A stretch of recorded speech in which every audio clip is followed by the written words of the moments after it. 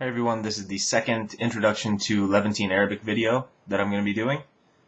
And what I've done, I've just collected a few phrases that you're likely to hear, phrases and words that you're likely to hear in the Levant region, the Levant region, meaning Jordan, Lebanon, Syria, Palestine, that area. And these phrases might not be exactly the same depending on where you go. They'll have a tiny different accent, but these are pretty much used around the entire area. So if you're trying to specialize in one, say you want to learn Syrian, but maybe one or two of these are Lebanese, the Syrian version is going to be pretty much the same thing, just with a little different twist. If you spend some time in Syria or watching Syrian shows, you'll pick up on the differences perfectly, like right away. So let's get right into it. First thing I've got is right away. If somebody asks you to do something and you want to say, I'll do it right away, I'll get that for you right away, you can say ala rasi or ala ayni. Literally, ala rasi means on my head, and ala ayni means on my eye. But they're used in a way such that if your boss tells you, can you go get me coffee or something, you can say, ala rasi sidi, amrak ya sidi, ala rasi. Amrak is like your order, like whatever you order, I will do, amrak. So that's right away, ala rasi or ala ayni. In the Levantine region, they don't say min fadlak. They would say dakhilak, and that means please. Dakhilak. It has nothing to do with the MSA root dakhala, which means to enter. Dakhilak is the word. And dakhilak would be for one person, a male. Dakhilek would be for a female. Dakhilkum would be for a group of people. Dakhil Allah, when you're like saying, oh please God, dakhil Allah. Next one is the guys are waiting for us. Ash-shabab natirinna. So slowly, ash-shabab, the guys, natirin are waiting, na, for us. Ash-shabab natirinna. In MSA, what they would say is yantadiruna, but in dialect, they don't say yantadirun. They say natirin or istanna. Istanna means also wait, but that's more Egyptian. So, natirin, they are waiting. Na, us. Natirina, they are waiting for us. Next one, the door is closed. Al-bab msakkir. Al-bab msakkir. It has nothing to do with sugar. It has the same letters as the word sugar, but it's not related to it. Al-bab msakkir. If the word were MSA, it would be musakkir. But in dialect, if a word starts with a meme, they don't put the mu on the front. They just msakkir. Muhammad. It's Muhammad, but they would say Muhammad. Msakkir. They just go right into it without putting mu. Put msakkir. Al-bab msakkir. The door is closed. Here's another one. If only, or in parentheses, I wish. The phrase is yarit. If something bad happens that you could have prevented, like say there was an accident. You know how somebody always says, oh, if only I were there, I could have stopped it, or something like that. So this phrase is yarit. If only. Yarit kint hnek. If only I was there, or I wish I was there. Yarit kint hnek.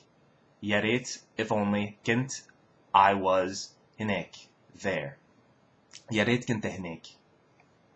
Next one is just a word. Ice cream is budha.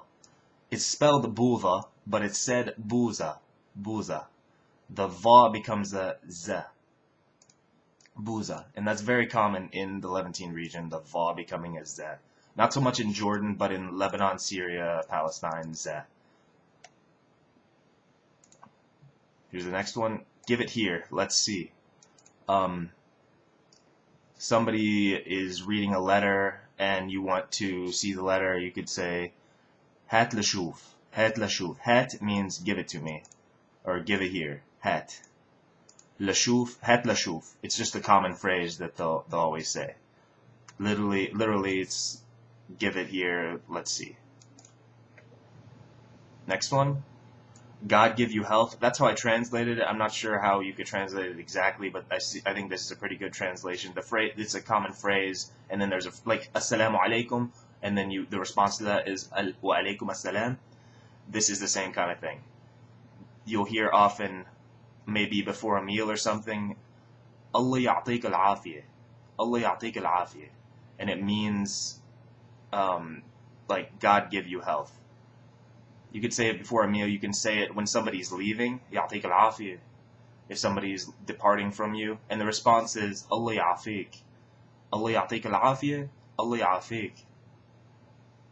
Ya'tik al-afiyah. And it doesn't always have to start with Allah. Sometimes the Allah is understood. Sometimes you'll just hear Ya'tik al-afiyah. You respond with Allah ya'afik. Next one.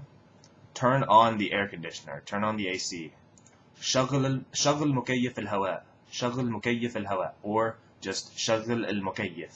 And they'll know what you mean if you're in the car or someplace that it's hot. They're going to know what you're talking about. شغل مكيف الهواء. Or مكيف الهواء. Next one. Turn off the light. طفي الضوء. طفي الضوء. طفي الضوء. First word طفي. Second word الضوء. Turn off the light. Next word. Next phrase. Loosen the screw. رخي البرغي. رخي means to loosen. That's like the imperative of to loosen. رخي البرغي. برغي is screw. رخي البرغي. Next one, a pretty young girl, someone who's in their teenage years up until age 25, like a college student, a high school girl. The word is farfura, farfura.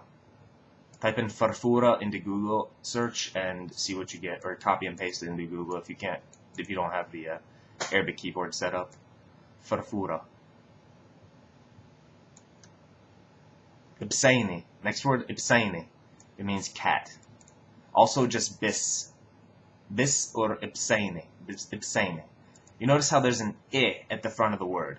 It's not spelled that way, but like Lebanese people, that's how they would say it. Ibsaini.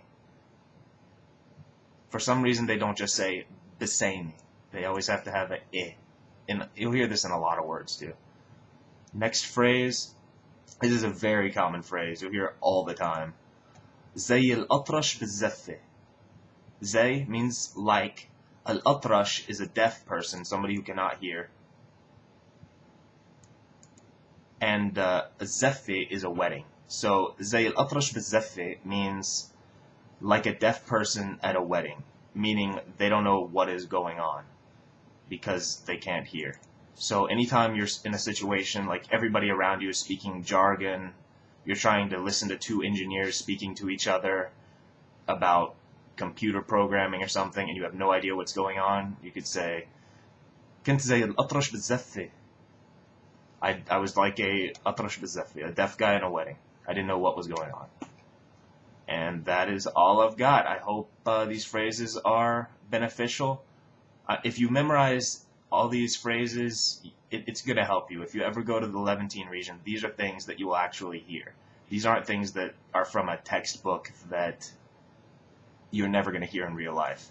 These are definitely things that are used and will help you to know what's going on. So thanks for listening.